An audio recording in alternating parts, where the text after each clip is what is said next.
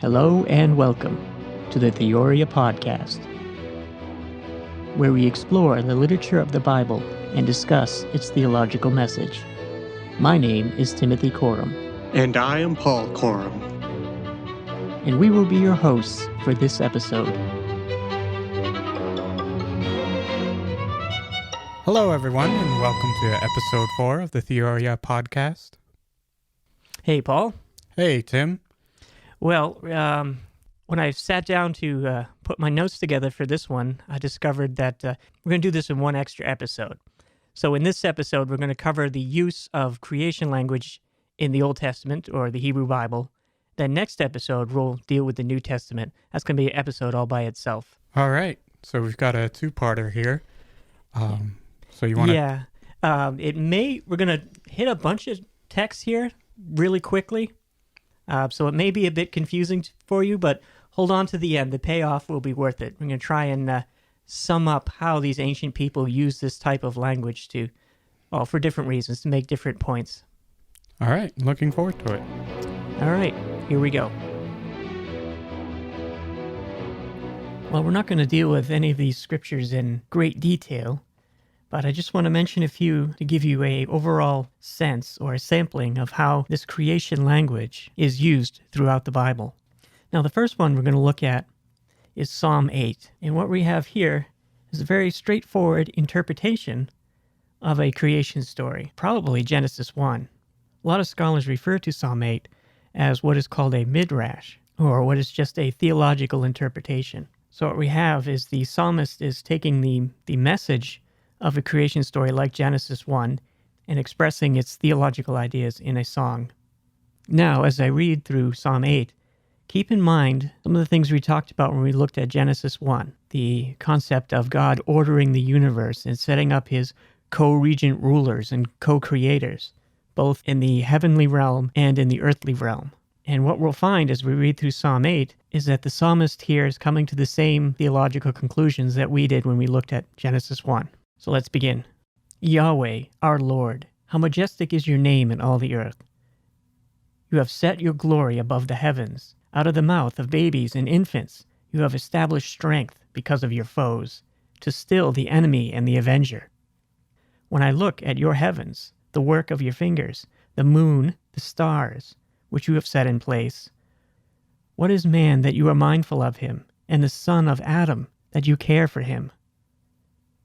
Yet you have made him a little lower than the Elohim, and crowned him with glory and honor. You have given him dominion over the works of your hands. You have put all things under his feet, all sheep and oxen, and also the beasts of the field, the birds of the heavens, and the fish of the sea, and whatever passes along the paths of the sea. Yahweh, our Lord, how majestic is your name in all the earth. So as you can see, the emphasis of the psalmist here is on the human vocation and the place of humanity within the created order. Well, there's a couple of things I want to mention here about this psalm. First, in verse 5, you have the phrase referring to humanity, and you made him a little lower than the Elohim. Some translations will have heavenly beings or gods, small G-O-D, and some others even have angels. I just wanted to point out the use of the word Elohim, which in the Hebrew is in the plural. Singular would be Eloah, or the shorter El. It's used as a category of creature or beings, and generally can refer to anything that is of that other realm or of the heavenly realm. It can refer to angels or gods or even human dead. But when it is used for the God of Israel, it has the plural ending, it's Elohim, but all the pronouns are singular, so it's he and him. For example, in Genesis 1 that we looked at, Elohim is the creator. Now in Hebrew, there are different ways of using the plural. Now in English, we just add an S to the end of words to denote a plural. In Hebrew, they have the im ending, and it's not just that it means more than one.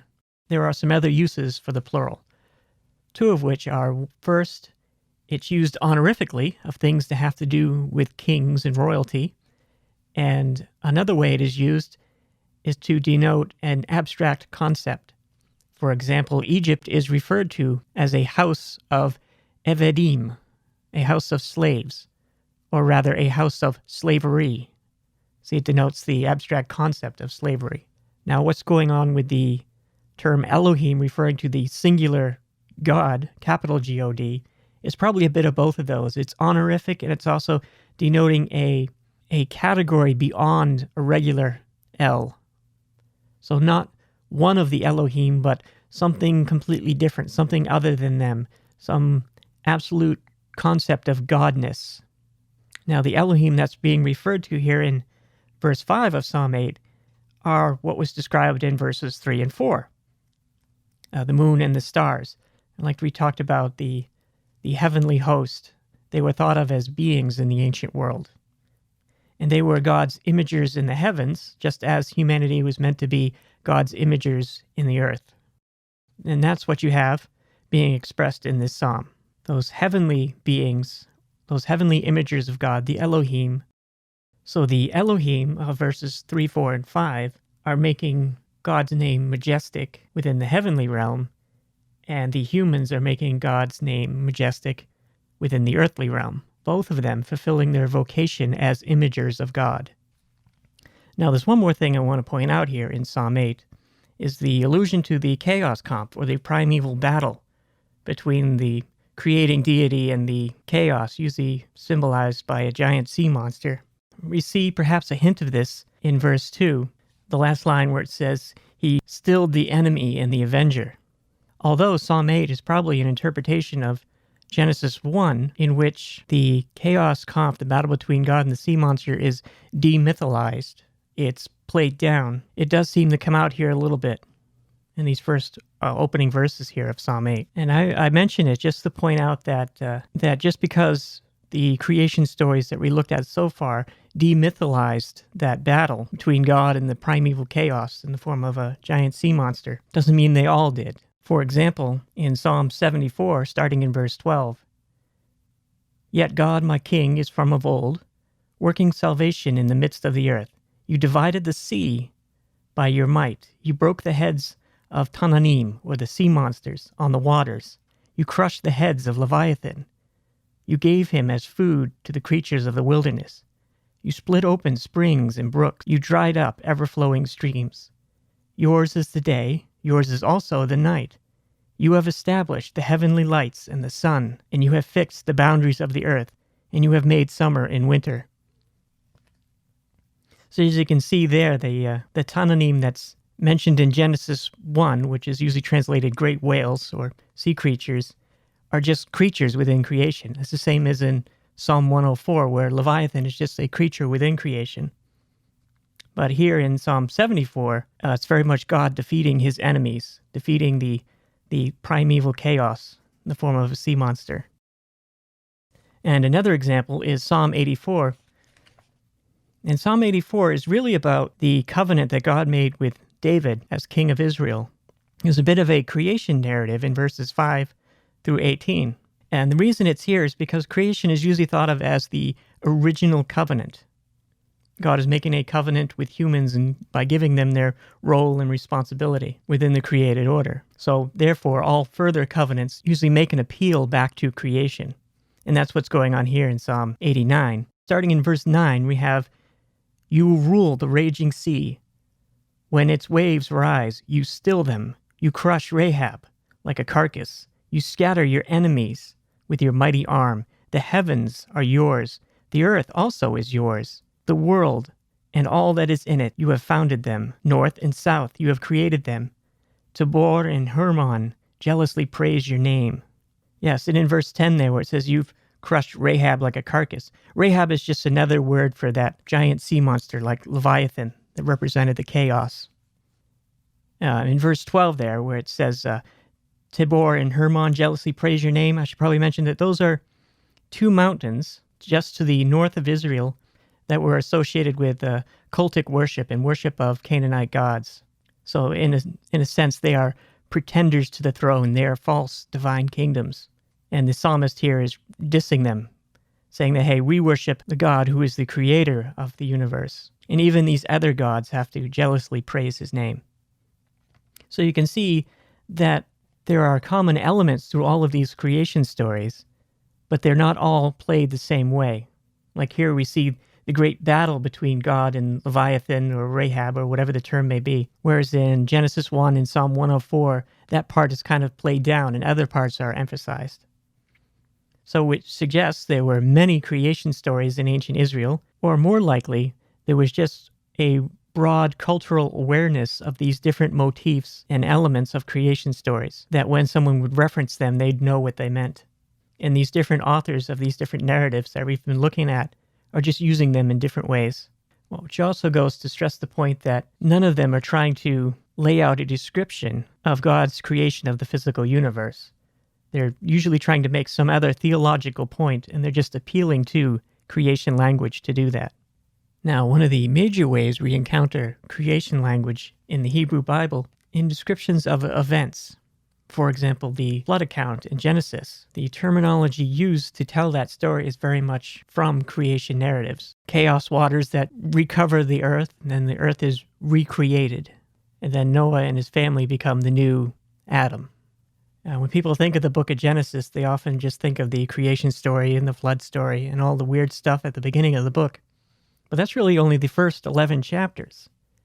The book of Genesis has 50 chapters. All that stuff beforehand is really just a very terse prologue to get to the Abraham story, which is the answer to all of the issues and problems that came before, of the rebellion in the Garden of Eden and the rebellion at the Tower of Babel, where all the other nations are given over to the other gods, but Yahweh takes for himself one nation. That's going to be his portion and his inheritance. And that's the story of Abraham and his descendants. Now, the main historical event that uses creation language, of course, is the Exodus. That entire story can be seen as one big creation narrative. You have God defeating the hostile powers, the gods of Egypt, and then claiming out for himself his people. You have the division of the Red Sea, and the Israelites pass through on dry land. This is all creation language. And you also have the image of the Spirit of God hovering over them and leading them in the pillar of fire and pillar of cloud. And they get to the Mount Sinai, which can be seen as a type of New Eden, where they meet God in his kind of divine headquarters. Nation is established, and the sacrificial system and the tabernacle are all set up, which are rich with creation imagery. And if you look at Psalm 136, you see that the first half of it is a creation narrative, like some of the ones that we've looked at. And the second half of it is the story of the Exodus. And those two stories are put in parallel with each other. And it's very much about God's faithfulness, what is called in Hebrew is chesed, his loyalty to his own promises. And whenever you see that terminology used, although the word is usually translated like steadfast love or loving kindness or mercy, it always specifically has to do with covenants. So Psalm 36 is celebrating God's consistency seen through the creation account and the Exodus account as two parallel stories. In Isaiah 51, verses 9 and 10, you see how Isaiah refers to the Exodus story. You have, "Awake, awake, put on strength, O arm of the Lord, awake, as in days of old, the generations long ago. Was it not you who cut Rahab in pieces, who pierced the dragon? Was it not you who dried up the sea, the waters of the great deep, and made the depths of the sea a way for the redeemed to pass over?" So you see the prophet Isaiah is using this poetic language from creation narrative to talk about the Exodus and the birth of Israel as a nation, as kind of a new creation or a recreation, where Israel is given the same role and vocation as humanity was meant to have in the beginning. And of course, there's many other examples of creation language used to talk about the Exodus. Psalm 87, Isaiah 30, Psalm 136 that I mentioned, and many others. Okay, now moving on. The language of creation narratives is also very much found in the wisdom literature, as we talked about when we were dealing with Proverbs 8, how very much wisdom is associated with creation, or with the act of creation. So what we find in literature, like, for example, the book of Job, it is thick with creation narrative language. Now, the book of Job is an interesting book because the whole thing is quite comical. It's almost set up like a Monty Python sketch. You have Job, who has this particular view of the world, But what happens is he finds it doesn't match reality. So he ends up sitting down with his friends trying to discuss and work out what wisdom really is, what's really going on in the cosmos. So Job and his friends all give speeches at each other, and to validate their wisdom, they make an appeal to creation language. So the whole book is just thick with this type of language referring to the formation of the world and the separating of the waters, and Rahab is even mentioned. And then towards the end of the book, when God gets in on the act and he gives his speeches and answers Job, or questions Job rather, even there it is full of this creation narrative language. And in Job 41, you have this very rich description of Leviathan. Now I'd like to turn to an interesting use of creation language found in the book of Jeremiah. And what we have here is a decreation story, or a decreation narrative, or the election of the nation of Israel by Yahweh to be his portion is a creation story. Their rejection of him and turning to serve other gods would be a decreation story. Starting in verse 22 of chapter 4. For my people are foolish. They know me not. They're stupid children. They have no understanding. They are wise in doing evil, but how to do good they know not. I looked on the earth, and behold, it was without form and void. In Hebrew, that's tohu vabohu. And interestingly enough, that is the only place outside of Genesis 1 that we find that phrase. Continuing on. And to the heavens, and they had no light. I looked on the mountains, and behold, they were quaking, and all the hills moved to and fro. I looked, and behold, and there was no man. In Hebrew, ein ha-adam, no humanity. And all the birds of the air had fled. I looked, and behold, the fruitful land was a desert, and all the cities were laid in ruins before the Lord, before his fierce anger. So what's going on here in this passage in Jeremiah?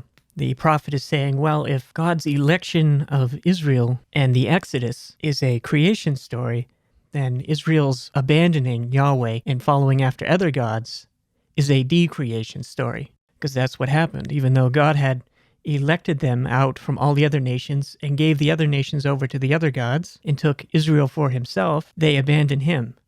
Therefore, they become under those other gods or under those other nations. And that's exactly what happened. In 722 BC, the Assyrian Empire destroyed Samaria, the capital of Israel. And then in 586 BC, the Babylonian Empire destroyed the city of Jerusalem. And that was the end of Judah. And although there was a remnant that was saved that was taken off into exile in Babylon, Israel as a nation was always under, from then on, has always been under the thumb of some great empire, whether it was the Assyrians, the Babylonians, the Greeks under the Seleucid and Ptolemaic empires, and then under the Roman Empire. And throughout the prophetic books of the Hebrew Bible, the Hebrew prophet would often speak about this coming invasion of the Assyrian Empire and then subsequently the Babylonian Empire. But they'd often look to the distant future to when God would restore Israel and regather them from underneath the other nations. And of course, the language they had used to describe this event, this new Exodus event, would be the language of creation. For example, in Isaiah 65 and 66, the prophet speaks about a new heaven and a new earth. And this becomes the hope for the future for the nation of Israel. Now, I just want to point out one more scripture to you that talks about this future hope for the nation of Israel, this new Exodus, this new creation event, and that is in the apocalyptic visions of the book of Daniel. And these are great because they're so visual and dramatic. So if the creation event is God conquering and defeating a giant sea monster, the Exodus is God defeating the gods of Egypt, which is depicted poetically as him fighting giant sea monster of creation, and it's a new creation, Israel coming out of Egypt. Therefore, this new future Exodus, this new creation in the future, the best way to depict that is, well, you guessed it, giant sea monsters. And that's what you have in chapter 7 of the book of Daniel. Each of these successive empires that I mentioned are depicted as giant monsters that rise up out of the sea. This is all creation language. And guess who shows up to defeat them? Yeah, exactly, the rider on the clouds from Psalm 104. He shows up, this second Yahweh figure, There's a divine council meeting, and the rider on the clouds comes in, defeats the giant sea monster, rescues his people, and they become his divine assembly, his divine council. Whether you think of it as God defeating the gods over all the other nations, or you think of it as God just destroying these great empires. See, what this is God destroying his enemies. And the result is a recapitulation of the original creation narrative. You now have humans being God's imagers on earth. He has what he wanted originally, a family of co-regent rulers and co-creators. And you also have here in the book of Daniel, as well as the book of Ezekiel, this association with physical resurrection from the dead, with this future apocalyptic event. Now, hopefully with this very brief overview, you can see how the Hebrew Bible is using ancient Near Eastern creation language. All right, well, maybe we should just stop there, and we'll save the rest for next time. Well, that certainly was a lot to take in at once. Yeah, and it is. But hopefully it's going to help us to sum up some of the big picture concepts that the Hebrew Bible overall is trying to communicate to us. I mean, we looked at a bunch of scriptures, and they're all doing their own thing in their own context. But what emerges is a theology or a worldview. Yeah, one thing I really picked up on is there's a lot of different covenants, and it seems to just keep making them. Oh, yeah. There's some really great ones. I mean, there's ones with whole nations. There's ones with individuals, like the covenant with Phineas, which is, you can look it up on your own. I don't want to derail us by getting into that cool story. It's very violent. Maybe we'll talk about it sometime in the future. But covenant was really just, well, it was part of the ancient world, and it was one of the ways they would talk about their identity as a nation and the association with the nation with their deity, with their God. I've always thought of it as a contract with God, and, you fill in your end of the bargain, we'll do our part. Yes, actually, that's quite true. But when it comes to the concept of kingdom, it's a much bigger concept. It actually, these covenants, the way they're written, they're legal documents, yes, but they fall into the category of mythology because it has to do with the identity of a nation. For example, when you look at the covenants in the Old Testament, the Hebrew Bible, a lot of them have the form of what's called a suzerain vassal treaty.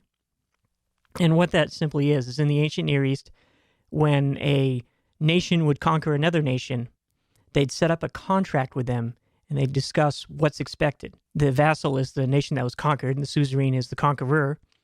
And it would have a certain format to these. They lay out a history, lay out stipulations, say, hey, I conquered you. Therefore, you're going to be my servant. You owe me these things. You're going to pay this much in taxes, and so on and so forth. And then they'd have a list of blessings and cursings. Well, if you break the covenant, this is what I'm going to do to you. But if you keep it, this is how I'm going to bless you. And then there's usually a ritual ceremony involved. Usually what's called a trial by, ordeal. And if the covenant's broken, there'd be a trial by ordeal. For example, you may take an animal and cut it in half and say, well, if I break this covenant, let this violence happen to me. You actually see this in the Old Testament when God makes his covenant with Abraham, that he's going to make a great nation out of him. There's these animals that are sacrificed, they're cut in half, and to ratify it, God himself actually moves between the pieces. So it's God using this human symbolism that would have been known in the ancient Near East and known to Abraham to communicate this idea that, hey, I'm serious, I'm going to keep this promise. And what we find is not only are the covenants like we have at Sinai, with the Ten Commandments, which are really the general stipulations of the covenant that formed the nation of Israel. You have the book of Deuteronomy, which the entire book pretty much follows the pattern of a suzerain vassal treaty, follows one of these treaties. And what else follows that pattern of a treaty is Genesis 1, the creation story. So God's setting up a kingdom, and he's setting up his co-regent rulers. This person's going to be in charge of this person's going to be in charge of this is what I expect of you. So the whole thing is a covenant. And when they would make covenants, they'd often refer back to, or use creation language referring back to creation as the first covenant or the original one. So yeah, there was quite a few, and they'd all refer back to the previous ones, and they all have different reasons, different specific things in each one. Like Abraham, God was giving him the land that would eventually become the homeland for the nation of Israel. At Sinai, God was setting up, the nation itself and how it was to be governed in his relationship with him, and how they would purify sacred space through a temple or tabernacle that he can then dwell with them. So you see, the covenant that God made with Israel as a nation reflects the one from creation. Where the human race went astray, God picks out Abraham, makes a nation out of him, and kind of recapitulates that whole covenant that was at creation. So Israel was supposed to be the model human race that you should have had at the beginning. But of course, they fail in the same way. Right. And it seems like every time they fail, eventually a new covenant is made. So does the new one override the old one? Sometimes. Sometimes. It renders it, in the words of Paul, or the way he's usually translated in the New Testament, the old ones were rendered obsolete. Because the new one does everything the old one did and more, usually. You know, where he talked about this hope for the future, this new creation that's coming. So, of course, that's a new covenant. And the way the prophet Jeremiah talked about it, he says, well, I'll make this new covenant with my people, and I'll write my laws on their hearts, so they won't need a law code anymore. So you can see it would supersede the laws in like Leviticus and Deuteronomy. Whenever you find covenant language, you usually find this phrase, I will be your God and you will be my people. That's usually the point of the covenant. And when God talks about, okay, I'm going to judge you because you went astray, but in the future, I'm going to make this new covenant. And then, finally, you're going to be my people and I'm going to be your God. See, God is still, let me put it this way. God is still on plan A. He's still on the original plan of the original creation. It's not like humans screwed up and he's like, let's do this and see if this fixes it. Or, okay, I screwed up again. All right, let's try this. He's not reacting. He's still on plan A. He still wants his family of human imagers to fill the earth. So these covenants that keep happening, they're really recapitulations of the same one, using the same language and motifs, appealing back to creation and the faithfulness of God and God wanting his people. Right. But then some of the creation language in the covenants seem to contradict each other, like the example you gave with the chaos monster. Oh, yeah. Sometimes they'd demythalize the chaos battle, or sometimes they'd play it up. I was like, oh, look, God's going to conquer his enemies in the future when this new creation happens. Or like in Genesis 1, where that conflict is left out, and it's just the word of God that speaks, the spirit that's there hovering over the water. But you see, their theological message of both of those stories doesn't contradict each other, even though they're using the same or somewhat contradictory language, although the motifs both come from creation language. I thought of a good example of this in our culture. Like if I was to tell you a story, and some of the elements of that story included a origin story, a sidekick, a superpower, and an evil villain, and a large city in the United States. So you know exactly what I'm talking about, right? Yeah, that's every superhero story ever. Yeah, so those are the motifs or the patterns that make up those stories, although not all superhero stories have them, and not all superhero stories use them in the same way. For example, Superman's an alien, Batman's a rich guy who can afford fancy toys. It's not that, Batman's not a real superhero because he's not an alien. So what? See how they're just using the elements to tell a story, and they're putting their own twist on each of the elements, and sometimes leaving them out, and sometimes emphasizing them. But it's the same genre of story. So that's what you're dealing with when you're dealing with these creation narratives and creation language, a genre that's full of motifs and basic just cultural understanding of how they go and the ways you would talk about such things. It's definitely easier to connect with people using the superhero story than using ancient Near Eastern creation language. Yeah, I mean, we don't have it in our culture at all. I mean, this is their world, their culture, their literature, and here we are trying to figure it out. But if you want to be a Christian who has a high view of Scripture and says, well, okay, well, the Bible's inspired and this is the revelation of God to humanity, well, you're not going to have any idea what they're talking about unless you understand a little bit of their world and their culture and their literature. So you need to know their type of superhero stories to understand them. Okay, so we're working towards that, but what would be better creation language to use today, in today's world and society? Well, let's see, in the ancient world, they used their language to communicate, well, in the Hebrew Bible anyways, different theological ideas, as we hopefully have demonstrated thus far. So I guess the question would be is how do we take our mythology of the universe? When I say myth or mythology, I don't mean something untrue. I'm using it in the literary sense, or really the older sense. When I say myth, I mean an image or a story that we use to orient ourselves in the world. We all have them, even if you say you don't and you're a complete nihilist. That is still your story. That's still your myth, your lens for interpreting your phenomenological existence, the way you experience the world. So I guess our creation story would be perhaps the Standard Model in particle physics, or perhaps Big Bang cosmology. So I guess the question is, well, could we use those to express theology? Some people would say there's not a difference between the two. Yeah, someone like Isaac Newton, who felt what he was doing in coming up with calculus and the theory of gravity was theology. He didn't separate them. So perhaps there is a way to use that type of language, that technical scientific language of Big Bang cosmology to express theology. Yeah, it's possible. The reason we don't use ancient Near Eastern creation language to express theology like they did is because it was wrong. The earth isn't a big flat disk with a dome over it, and God lives in a temple on top of it, and it wasn't made out of the carcass of a dead sea monster. You see, their world is pre-scientific, but although it's very empirical, I mean, the way they talked about and looked at the world is very much based upon what it looked like and how it felt to live in it. I mean, they weren't just making random stuff up.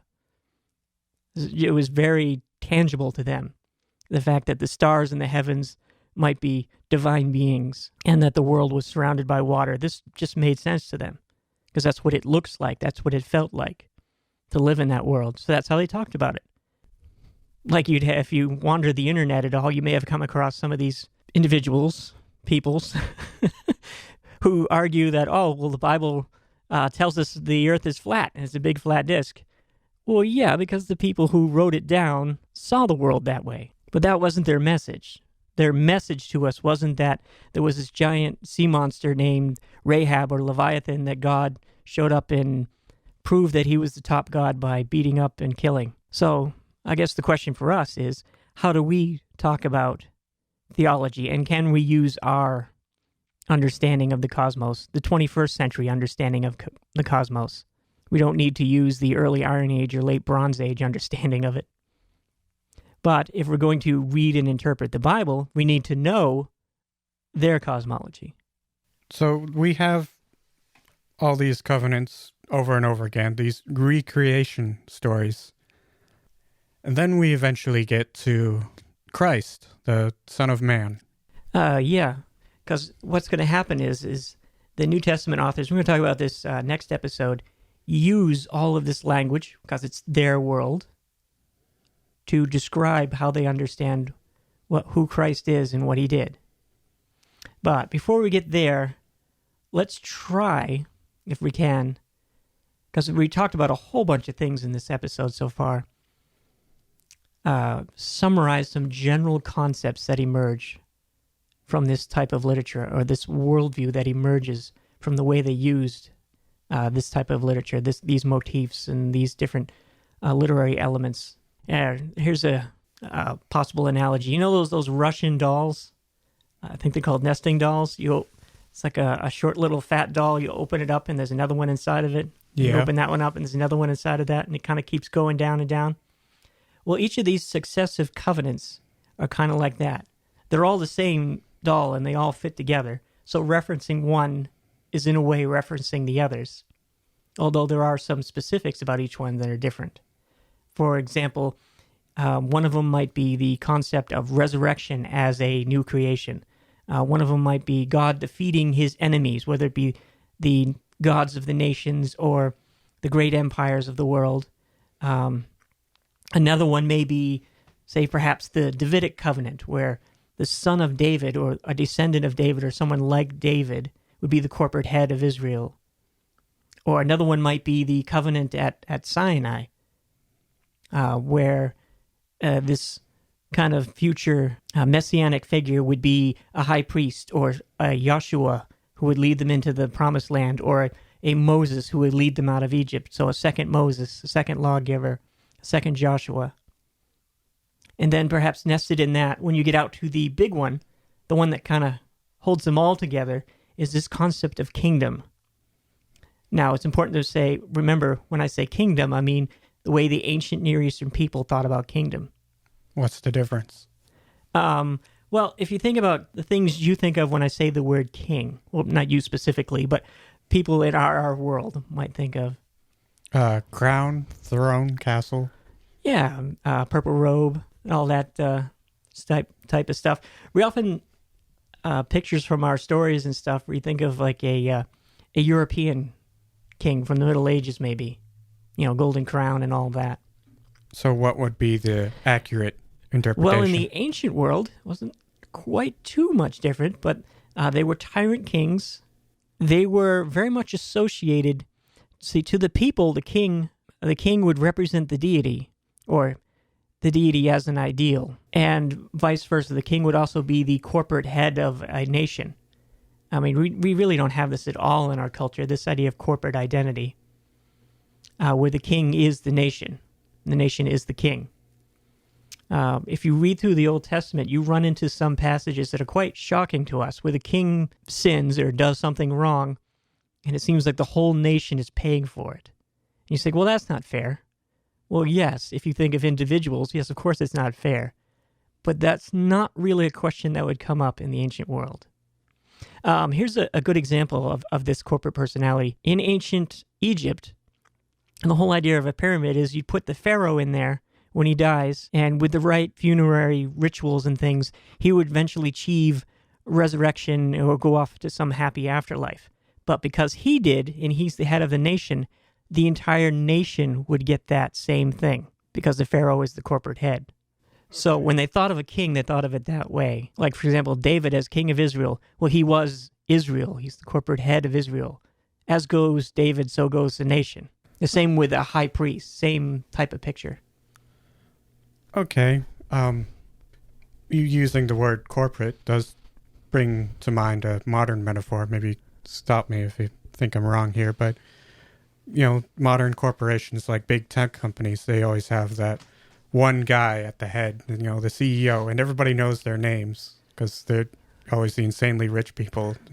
Yeah, they get the big salaries. Yeah, Jeff Bezos with Amazon, or Bill Gates, Microsoft, etc. You could go on, and they embody their own companies that they've made.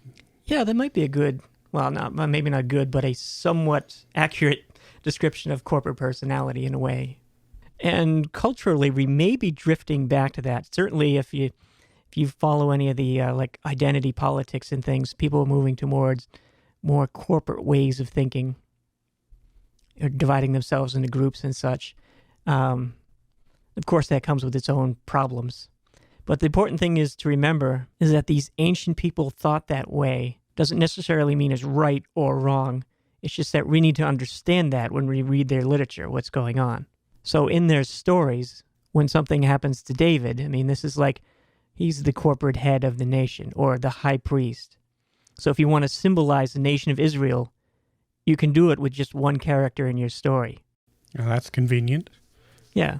Actually, this is how the messianic concept emerges. Because after the Old Testament, you get into what's called the Second Temple period. about 200 BC to about 70 AD. That's roughly what's called the Second Temple period, because that's when they built the Second Temple. So this is when the Israelites come back. Yeah, a small group of Judites specifically. Israel is destroyed and gone under the Assyrian Empire.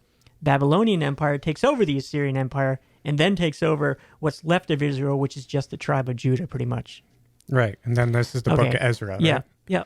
A small group of them returned from Babylon. Not all the ones that went to Babylon, just a small group, small remnant, and they rebuild the city of Jerusalem and reconstitute somewhat of a nation-state of Judah. But they are still under these different empires. Actually, when they returned, it was under the Persian Empire. So the Persians were their suzerain. Yes, and then after that, it was Alexander the Great conquered the Persians, but upon his death, he didn't last very long. His empire broke into pieces. So now those small group of Judites are now stuck between two giant empires battling each other. Sometimes they're under one, sometimes under the other. That's the Ptolemies down in Egypt and the Seleucids up north. Yeah, they just don't seem to get a break, do they? No. Israel, all of Israel's history is they're always the underdog. There's always this little nation caught between these gigantic empires battling each other.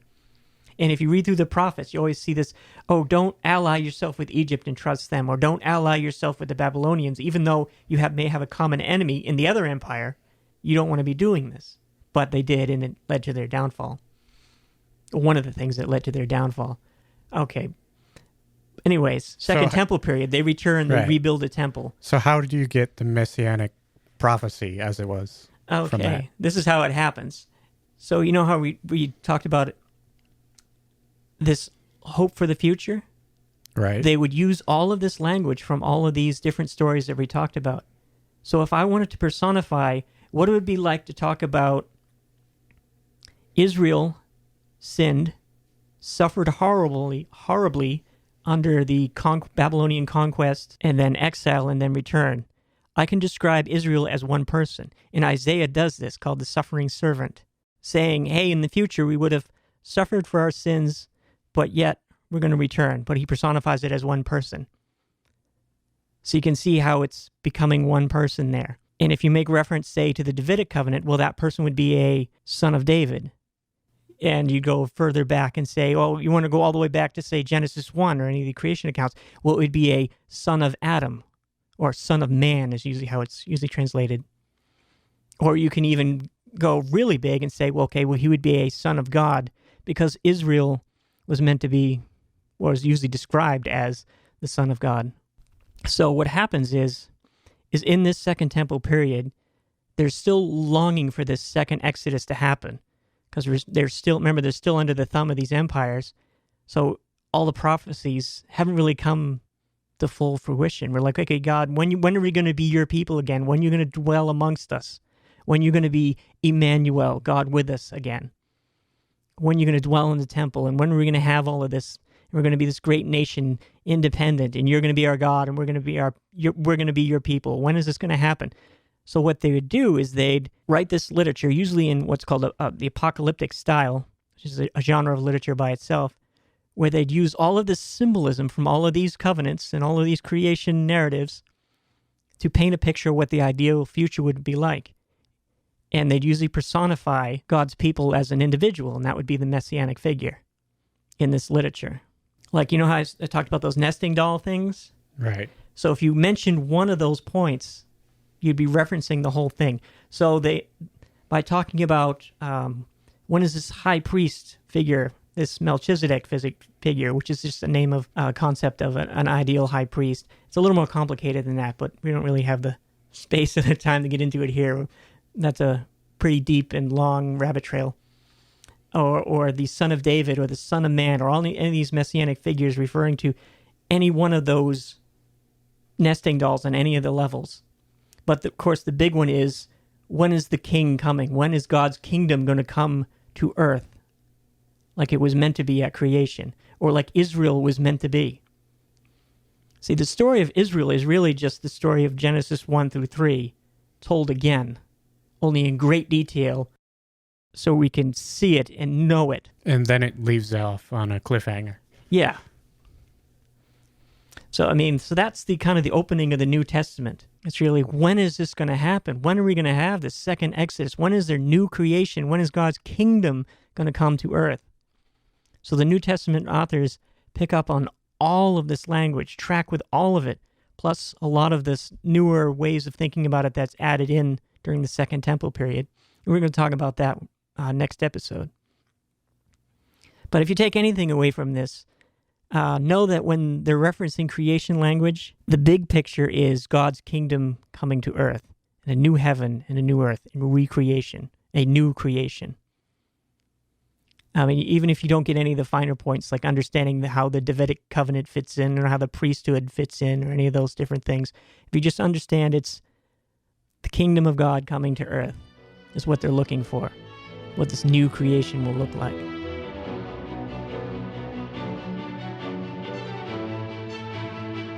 So hopefully you were able to see from our discussion the way this creation language is used throughout the Bible. It's used very much in the same way in modern conversation we might make a pop cultural reference. They're referring to things within their context that their audience would understand and know.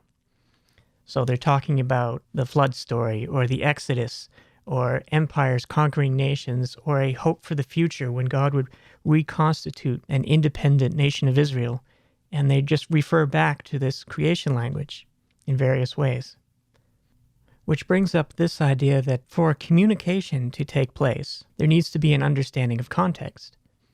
So when it comes to language, or any symbolic representation in general, meaning is determined entirely by context. Thus, the cultural references of these ancient people, if that context is not understood, it can sound like gibberish to us in the modern world. And conversely, you can imagine someone going back in time and maybe meeting Abraham and communicating to him, or trying to communicate to him in English using a lot of modern pop cultural references. It would sound like complete gibberish. It would be completely meaningless to him. So meaning is derived from context. And even in our internal world, inside our own minds, which you can argue is entirely symbolic, even there, those symbols get their meaning from their context. The context being your own thoughts and memories and experiences. And even our dreams, which emerge deep from our unconscious, are entirely symbolic in nature. So we are creatures who think in symbols and experience the world in symbolic representation. And of course, we communicate that way as well. How a word or phrase or entire piece of literature is used. For there to be any communication that takes place, there has to be an accounting for context. Unless, of course, you're a postmodernist, then context and the intention of the author don't really mean anything. But that aside, assuming that the people who wrote the texts of the Bible were trying to communicate something to their audience, their context and the context of their audience determines its meaning. So anyone who would try to tell you, well, this is what the Bible means without an accounting for that ancient context is speaking nonsense. I imagine that'd be obvious to you. All right, now, just for fun, here's the question for your contemplation. I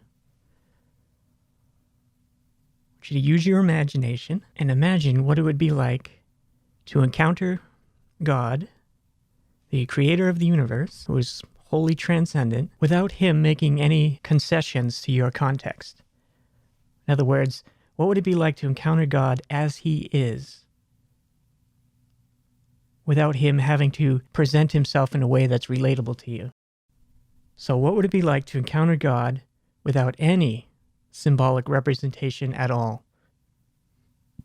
Just to experience him as he is.